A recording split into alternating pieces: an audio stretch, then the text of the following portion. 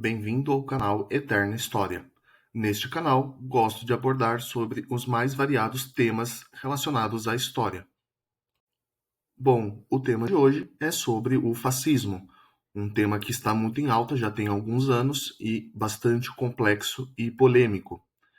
Esse vídeo ele é baseado nos ensinamentos do professor João Haing, que, na minha opinião, é um dos melhores especialistas quando o assunto é sobre o fascismo. Deixarei o link do canal do professor João Haing na descrição. Antes de Eu iniciarmos o só peço conteúdo, antes para que se você se inscreva no inscreva canal no para canal e fortalecer deixe o like e no dê vídeo. aquele like. Valeu! Agora sim, vamos iniciar com o símbolo do fascismo, que é representado por um feixe de varas amarrados a um machado, remetendo à época do Império Romano, onde oficiais romanos, chamados de litor, tinham esse instrumento em posse, significando a autoridade dele em executar sentenças. Mas só depois de muito tempo após a queda do Império Romano que o símbolo voltou a ser utilizado para representar o poder da República moderna, como a Revolução Francesa e Americana, por exemplo. Já no contexto italiano do começo do século XX, o símbolo passou a ser reutilizado para representar união e a força da classe trabalhadora e dos sindicatos italianos. Até hoje, esse símbolo é usado em alguns lugares, fazendo alusão à República e não necessariamente ao fascismo de Mussolini. É importante diferenciar isso. Explicado então brevemente sobre o símbolo do fascismo, vamos explicar agora a definição, o que é o fascismo. Podemos definir o fascismo baseado em três pilares fundamentais: o pilar do sindicalismo, do nacionalismo e do idealismo. O sindicalismo pode ser entendido como um conjunto de sindicatos que são instrumentos do Estado, prontos para cumprir a vontade desse próprio Estado. Por meio deles, o Estado pode controlar a economia da nação, por exemplo.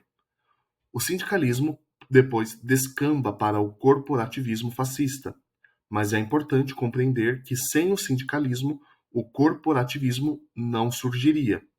Por isso, o sindicalismo é colocado como um dos pilares do fascismo. Porém, esse sindicalismo é um sindicalismo nacional, que nos leva então para o segundo pilar, o pilar do nacionalismo. O nacionalismo, naquele contexto da Itália, no período entre guerras, é a compreensão da sociedade e do Estado como um só organismo, um só corpo, onde o Estado seria a cabeça, que, pelo cérebro, controla o resto do corpo. O nacionalismo proposto é amplamente contrário ao liberalismo econômico e aos valores burgueses, que, segundo os pensadores fascistas, degeneraram a sociedade italiana, impedindo os italianos de abraçarem valores nacionalistas que levariam o país, a nação, à sua grandeza. Vamos agora abordar então sobre o terceiro pilar, o idealismo. Esse idealismo foi proposto por um intelectual chamado Giovanni Gentili. Por isso, precisamos falar brevemente sobre ele, o principal ideólogo do fascismo. Giovanni Gentili é um dos principais autores do movimento fascista e deu fundamentos intelectuais e filosóficos a esse movimento. Para Gentili, o indivíduo não existe. Como assim? Bom, o indivíduo ele só se satisfaz quando cumpre com seu papel com a máxima perfeição em sociedade. Somente na sociedade que uma pessoa, segundo Gentili, regida pelas regras do Estado, pela coletividade, pelas regras sociais, pode realizar plenamente sua vontade. Ou seja, somente o Estado pode levar uma pessoa a realizar as suas potências ao máximo, como sua intelectualidade, suas ações, a ética e a moral, etc. Tudo aquilo que o homem pode realizar, ele só realizará com perfeição dentro do Estado, seguindo as diretrizes desse mesmo Estado. Inclusive, o lema fascista, tudo no Estado, nada contra o Estado e nada fora do Estado, significa, mais do que um governo autoritário, a sua própria vontade. A própria vontade de quem? Sua, do indivíduo, que nada mais é que a vontade do Estado, pois o Estado está dentro de cada indivíduo.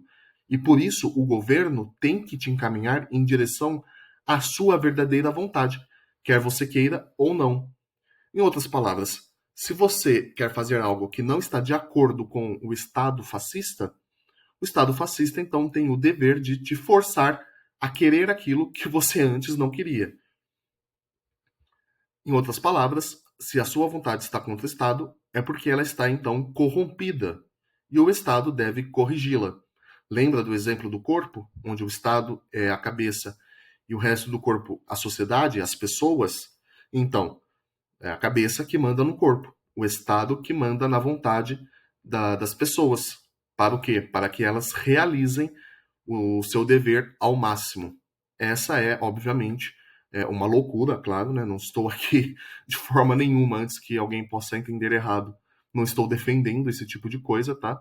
Estou apenas explicando como que é a ideologia fascista. Bom, pessoal, esse foi o vídeo. Eu só peço um antes vídeo para que curto você se sobre inscreva fascismo, no canal e deixe o like no vídeo. conteúdo bem, vamos dizer, compacto. Eu só peço antes para nada que você assim se muito inscreva no canal e deixe o like aprofundado, no é só vídeo. uma coisa assim mais para Eu só didática peço mesmo. antes para que E eu você se recomendo que inscreva no vocês canal e deixe o like acessem no e se vídeo. inscrevam no canal do professor João Eu só Lain. peço antes para Se que vocês você se quiserem inscreva no canal e se deixe o like aprofundar no no vídeo. tema, porque lá ele aborda Eu só peço praticamente antes para apenas que sobre você o se fascismo inscreva no no canal canal dele. e deixe o like Um no canal vídeo. muito bom e que eu Eu recomendo só peço demais. antes para que você se Valeu, inscreva no pessoal, até a canal e próxima. deixe o like no Falou! vídeo.